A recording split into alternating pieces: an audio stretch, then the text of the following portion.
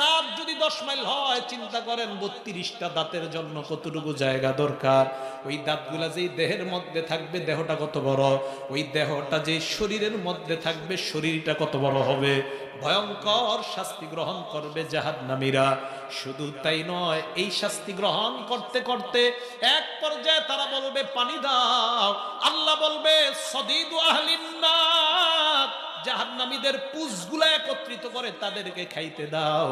জাহান্নামীরা পুঁজগুলা খাবে, গলার মধ্যে যখন যাবে, মাথার খুলিগুলা গরমে গলা দিয়া যাওয়ার সময় ওই জাহান্নামীরা বলবে আল্লাহ আর পান করতে পারি না।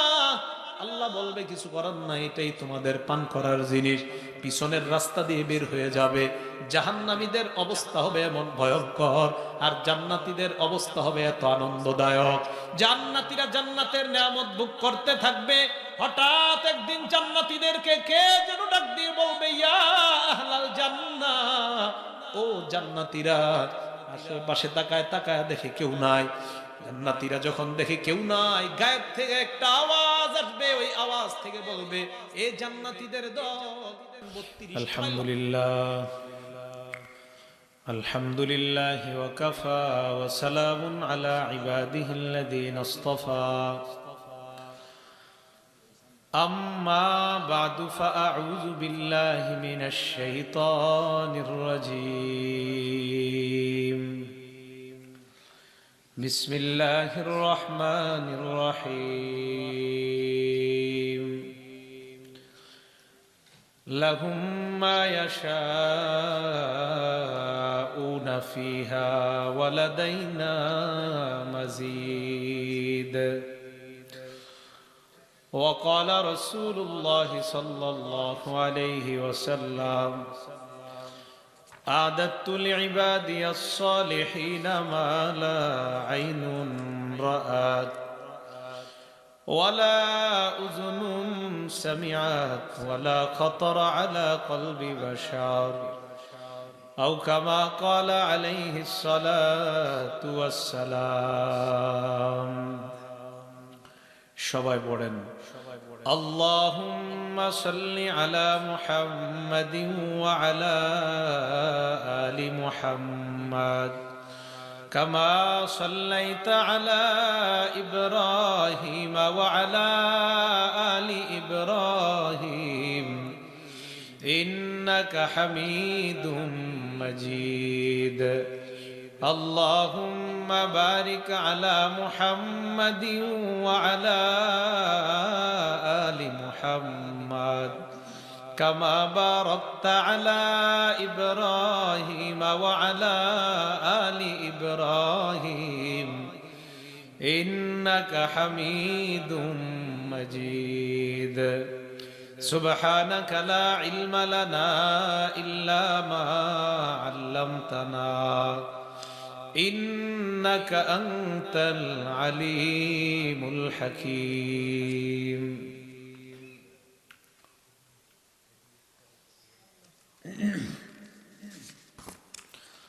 গাড়াদিয়া গ্রামবাসীর উদ্যোগে আয়োজিত পঞ্চম বার্ষিক ওয়াজ দোয়ার মাহফিলের সম্মানিত সভাপতি, উপস্থিত হযরত উলামায়ে কেরাম, সামনে উপবিষ্ট মুসলমান ভাইয়েরা, পর্দার আড়ালের মা বোনরা, আল্লাহ পাক রব্বুল আলামিনের দরবারে লাখো কোটি শুকরিয়া। আল্লাহ আমাদেরকে এই মাহফিলে উপস্থিত হওয়ার তৌফিক দান করেছেন। সকলে বলি আলহামদুলিল্লাহ। আমি আপনাদের সামনে সূরা কফের 35 নম্বর আয়াতে কারিমা তেলাওয়াত করলাম। এই আয়াতে আল্লাহ পাক রব্বুল আলামিন বলেন, জান্নাতীরা জান্নাতে যাওয়ার পর তারা আল্লাহর কাছে যা চাইবে আল্লাহ তাদেরকে তাই দান করবে। ওয়ালাদাইনা মাজিদ, আল্লাহ বলেন জান্নাতীরা যা চাইবে ওই সমস্ত নেয়ামতগুলা দেওয়ার পরেও আমি আল্লাহ নিজের কাছে তাদের জন্য অতিরিক্ত পুরস্কারের ব্যবস্থা করে রাখছি। তাহলে আমাদেরকে আল্লাহ সব দিবেন, যা চাই তাই দিব। এটা আরো স্পষ্ট হয় সূরা হামিম আস-সাজদার 31 নম্বর আয়াত। আল্লাহ পাক রব্বুল আলামিন বলেন, লাকুম ফিহা মা তাশতাহি আনফুসুকুম ওয়া লাকুম ফিহা মা তাদউন নুজুলাম মিন গফুরির রহিম। জান্নাতে তোমাদের মন যা চায় আমি আল্লাহ তাই দান করব, তোমরা যা চাও তাই পূরণ করা হবে। আল্লাহ বলেন তোমরা হবা জান্নাতের মেহমান। নুজুলাম মিন গফুরির রহিম, মেজবান অন্য কেউ নয়, তোমাদের মেহমানদারি করার জন্য আমি আল্লাহ মেজবান হয়ে যাব। তাহলে আমরা হব মেহমান, মেজবান হবে কে? এখন কথা হলো, এই যে জান্নাতে যাব, যাওয়ার পরে আল্লাহর কাছে এগুলা পাবো, এটা কি মরণের আগে না পরে? তাহলে কি মরতে হবে? মরতে হইলে কেন আসলাম দুনিয়াতে? সূরা মুমিনুনের 115 নম্বর আয়াতে আল্লাহ কি বলে দেখেন, আফাহাসিবতুম আন্নামা খালাকনাকুম আবাসান ওয়া আন্নাকুম ইলাইনা লা তুরজাউন। তোমরা কি মনে করেছো আমি আল্লাহ তোমাদেরকে অনর্থক পাঠাইলাম আর তোমরা আমার কাছে আসবে না, এমনটা কি তোমরা মনে করো? এই আয়াত প্রমাণ করে আল্লাহ আমাদেরকে অনর্থক পাঠায় নাই। অন্য আয়াতে আল্লাহ বলেন ওয়ামা খালাকনাস সামাআ ওয়াল আরদা ওয়ামা বাইনাহুমা বাতিলা। আসমান এবং জমিন এবং এর মাঝে যা কিছু আছে আমি আল্লাহ অনর্থক বানাই নাই। এবার আল্লাহর কাছে প্রশ্ন, আল্লাহ অনর্থক আমাদেরকে বানান নাই, আপনার কাছে আমরা জানতে চাই আমাদেরকে আপনি কেন বানাইলেন? সূরা জারিয়াতের 56 নম্বর আয়াতে আল্লাহ জবাব দেয় ওয়ামা খালাকতুল জিন্না ওয়াল ইনসা ইল্লা লিয়াবুদুন। মানুষ এবং জিনকে বানাইলাম আমি আল্লাহর ইবাদত করার জন্য। তাহলে প্রশ্নের জবাব পেয়ে গেলাম, আল্লাহ কেন বানাইলেন? আল্লাহই জবাব দিয়ে দিলেন, ইবাদতের জন্য বানাইলাম। 2 নাম্বার প্রশ্ন, আল্লাহ ইবাদতের জন্য বানাইলেন, কতদিন আপনার ইবাদত করব আপনি জানায় দেন। সূরা হিজরের 99 নাম্বার আয়াতে আল্লাহ জানায় দেয় ওয়া'বুদ রাব্বাকা হাত্তা ইয়াতিয়াকাল ইয়াকিন। মরণ আসা পর্যন্ত তুমি তোমার রবের ইবাদত করবা। 1 নাম্বার প্রশ্ন, কেন বানাইলেন? আল্লাহ জবাব দিয়ে দেয় ইবাদত করার জন্য বানাইলাম। 2 নাম্বার প্রশ্ন, কতদিন ইবাদত? আল্লাহ জবাব দিয়ে দিলেন মরণ পর্যন্ত ইবাদত। এবার আল্লাহর কাছে 3 নাম্বার প্রশ্ন, আল্লাহ তাহলে কি আমাদের মরণ হয়ে যাবে? সূরা আনকাবুতের 57 নম্বর আয়াতে আল্লাহ জবাব দেয় কুল্লু নাফসিন যায়িকাতুল মাউত। প্রত্যেকটা মানুষ মরণের স্বাদ গ্রহণ করবে, এতে কোনো সন্দেহ নাই। আত্মা আছে যাদের মধ্যে, তারা মরণের স্বাদ গ্রহণ করা লাগবে, কোনো সন্দেহ নাই। 4 নাম্বার প্রশ্ন, আমি আল্লাহ সিংগাইরের অধিবাসী, এই জায়গা থেকে আমি পলায়ন করে যদি আমি মক্কায় চলে যাই, আমি যদি চীন দেশে চলে যাই, পলায়ন করে মরণ থেকে বাঁচতে পারবো কিনা? সূরা আহজাবের 16 নম্বর আয়াতে আল্লাহ জবাব দিয়ে দেয় কুল লা ইয়ানফাকুমুল ফিরার ইন ফারারতুম মিনাল মাউতি আবিল কাদ। নবী আপনি বলেন, মরণ থেকে যতই পলায়ন করবা, এই পলায়ন কোনো কাজে আসবে না, মরণ থেকে পালিয়ে কেউ বাঁচতে পারবা না। 5 নাম্বার প্রশ্ন, আমি যদি কোনো একটা ঘর বানাই, লোহার একটা খাঁচা বানাই, কাচের একটা ঘর বানাই, যেই ঘরের মধ্যে পিপিলিকা ঢুকতে পারবে না, ওই ঘরে আজরাইল আসতে পারবে কিনা আল্লাহ তুমি জানা দাও। সূরা নিসার 78 নাম্বার আয়াতে আল্লাহ জবাব দেয় আইনামা তাকুনু ইউদরিকুমুল মাউত ওয়ালাউ কুনতুম ফি বুরুজিম মুশাইয়াদা। যেখানেই থাকো মরণ তোমাকে পাকড়াও করবে। লোহার খাঁচার মধ্যেও যদি আবদ্ধ হয়ে যাও, মরণ তোমাকে পাকড়াও করবে, কোনো সন্দেহ নাই। 6 নাম্বার প্রশ্ন আল্লাহর কাছে, আল্লাহ মরণ যখন আসবে 1 মিনিট আগে পরে হওয়ার কোনো সম্ভাবনা আছে কিনা?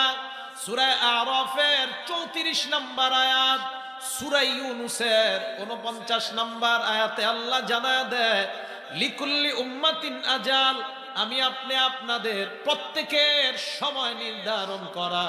আল্লাহ বলেন ইজা জাআ আজালুহুম লা ইস্তাখিরুনা সাআতাও ওয়া লা ইস্তাকদিমুন। মরণ আসলে এক সেকেন্ড আগেও না পরেও না, ওই সময় মরণ হবে, কোনো সন্দেহ নাই। 7 নম্বর প্রশ্ন, মরণ আসার পর আল্লাহর কাছে যদি বলি আল্লাহ দুনিয়াতে কত পাপ করলাম, কত অন্যায় করলাম, একটা সেকেন্ডের জন্য তুমি সুযোগ দিয়ে দাও, আমি দুনিয়ায় গিয়ে আবার ভালো কাজ করব। সূরা মুনাফিকুনের 11 নম্বর আয়াতে আল্লাহ জবাব দিয়ে দেয় ওয়ালাই ইউআখিরুল্লাহু নাফসান ইজা জাআ আজালুহা। মরণ আসলে কাউকে এক সেকেন্ড সুযোগ আর দেওয়া হবে না। 8 নম্বর ফাইনাল প্রশ্ন আল্লাহ, এর মানে মরণ আমার সাথে সাক্ষাৎ করবে। সূরা জুমুয়ার 8 নম্বর আয়াতে আল্লাহ জানায় কুল ইন্নাল মাউতাল্লাযী তাফিররুনা মিনহু ফাইন্নাহু মুলাকীকুম। যেই মরণ থেকে তোমরা পালিয়ে বেড়াও, ওই মরণ তোমাদের সাথে সাক্ষাৎ করবে, কোনো সন্দেহ নাই। তাহলে কোরআনের কতগুলো আয়াতের মাধ্যমে জানলাম মরণ থেকে কেউ বাঁচতে পারবো বলেন আমরা। এবার আমরা নবীর একটা লম্বা হাদিস শুনবো। আল্লাহর নবীর এক সাহাবা বলেন খরজনা মা রাসূলিল্লাহি সাল্লাল্লাহু আলাইহি ওয়াসাল্লাম ফি জানাজাতি রাজুলিন মিনাল আনসার। আমরা নবীর সাথে এক আনসারী সাহাবার জানাজা পড়ার জন্য বের হলাম। কথা বুঝে আসে আমার? সাহাবার জানাজা পড়ার জন্য বের হওয়ার পর ওই সাহাবার কবরটা যেখানে হবে, কবরটা খনন করা হয়, কবরের মধ্যে এখনো লাশ দাফন করা হয় নাই। নবীজি ওই কবরের সামনে বসে গেলেন। সাহাবারা বলেন আমরাও বসলাম, এমন শান্তভাবে নবীর সামনে বসলাম কান্না আলা রুউসিনা আত-তায়র, আমাদের মাথার উপর পাখি বসলেও আমরা টের পাবো না, এমন শান্তভাবে নবীর সামনে বসলাম। আল্লাহর নবীর সামনে বসে রইলাম। এবার আমার দিকে তাকান, সাহাবা বলেন ফি ইয়াদিহি উদ, নবীর হাতে একটা লাঠি, ইয়ানকুতু বিহি ফিল আরদ, এই লাঠি দ্বারা নবী জমিনের মধ্যে আঁকাআঁকি করতে লাগলেন। আবার কবরের সামনে নবী বসলেন, আমরা সাহাবারাও নবীর সামনে বসলাম। আল্লাহর নবীর হাতে একটা লাঠি, এই লাঠি দ্বারা জমিনের মধ্যে আঁকাআঁকি করতে লাগলেন। দীর্ঘ সময় নবী কোনো কথা কয় না, আমরা নবীর দিকে তাকিয়ে রইলাম। হঠাৎ আল্লাহর নবী মাথা উঠায়, উঠানোর পর সাহাবাদেরকে ডাক দিয়ে বললেন এ সাহাবাদের দল, ইস্তাইযু বিল্লাহি মিন আযাবিল কবরি মাররাতাইনি আও সালাসা। আল্লাহর নবী বললেন সাহাবাদের দল, তোমরা এই কবরের আযাব থেকে আল্লাহর কাছে পানাহ চাও। কবরের সামনে বৈশা নবী বলেন কবরের আযাব থেকে আল্লাহর কাছে পানাহ চাও। এই কথাটা নবীজি 2 বার অথবা 3 বার বললেন। এবার আল্লাহর নবী বললেন ফাইন্নাল আবদাল মুমিনা ইযা কানা ফি ইনকিতাইম মিনাদ দুনিয়া ওয়া ইকবালিম মিনাল আখিরা। আল্লাহর নবী বলেন কোন ঈমানদার যখন দুনিয়া থেকে বিদায় নেওয়ার সময় হয়, আখিরাতের দিকে যখন রওনা হয়ে যায়, ওই ঈমানদারের আত্মাটা স্বাগত জানিয়ে আল্লাহর কাছে নিয়ে যাওয়ার জন্য আল্লাহর হাজার হাজার ফেরেশতা উপস্থিত হয়ে যায়। ফেরেশতারা আসার পর, আমার কথা বুঝতেছেন তো? একটু না বুঝলে একজনে বলবেন হুজুর আবার কোন, ঠিক আছে তো? নবীজি এইভাবে ওই ঈমানদারের ব্যাপারে বলে, ঈমানদার শোয়া মরণের জন্য ঈমানদার প্রস্তুতি নেয়। ঈমানদার মারা যাবে অবস্থা, ফেরেশতারা আসার পর নবী বলেন ওই অবস্থায় ঈমানদারের নজরের শেষ সীমানা যেই পর্যন্ত যায়, আল্লাহর ফেরেশতারা 2টা কাতার হয়ে ঈমানদারকে ঘেরাও করে ওই পর্যন্ত তারা বসে যায়। হাজার হাজার ফেরেশতাদের সাথে 2টা জিনিস আছে। 1 নাম্বার মাহুম কাফনুম মিন আকফানিল জান্নাহ, জান্নাতের কাফনের কাপড়। 2 নাম্বার ওয়াহানুতুম মিন হানুতিল জান্নাহ, জান্নাতের সুগন্ধি নিয়ে ঈমানদারের সামনে তারা এসে যায়। এবার ঈমানদার মরণের জন্য প্রস্তুত। নবীজি বলেন সুম্মা ইয়াজিউ ইলাইহি মালাকুল মাউত, এরপর ঈমানদারের সামনে মালাকুল মাউত এসে যায়। কে এসে যায়? সবাই বলেন, আবার বলেন। কেন বলাইছি জানেন? একটা কারণ আছে। বলেন তো মালাকুল মাউত কে? আপনারা সামনে যারা আছেন বলেন। তাহলে ইমানদারের সামনে কে আসলো? না, মালাকুল মাউত আসছে। বলেন কে আসছে? মনে করবেন যেটা আপনাদেরকে 2-3 বার বলাবো কোনো ঘটনা আছে এই জন্য বলাই। ইমানদারের সামনে মালাকুল মাউত আসে। বলেন কে আসে?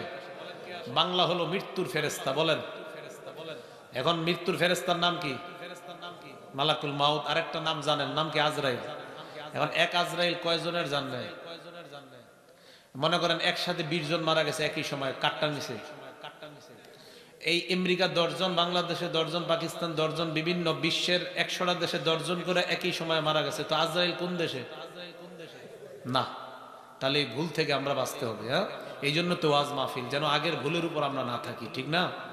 মনে রাখবেন আজরাইল সবার জান নেয় না।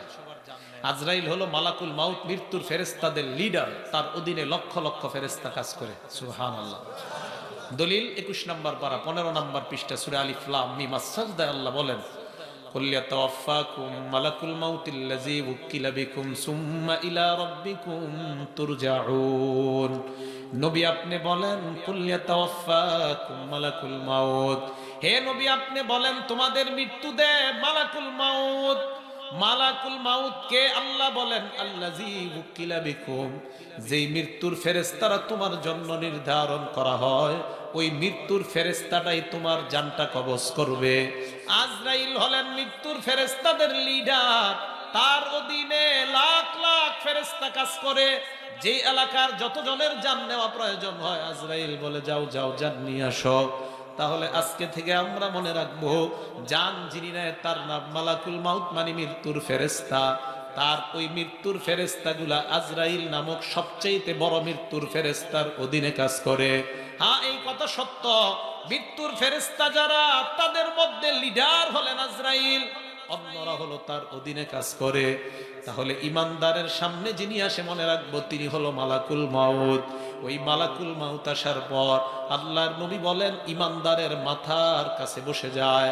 মাথার কাছে বসার পর ইমানদারকে ডাক দিয়ে বলে আইয়াতুহান নাফসুল হামিদা, হে প্রশংসনীয় আত্মা, উখরুজি তুমি বের হও, ইলা রাব্বিন রাদিন আনকি গায়রি গদবান, তুমি ওই আল্লাহর দিকে বের হও যে আল্লাহ তোমার প্রতি সন্তুষ্ট। শুধু তাই নয়, ওই আল্লাহ তোমার জিন্দেগীর সব গুনাহগুলা মাফ করে দিয়েছেন।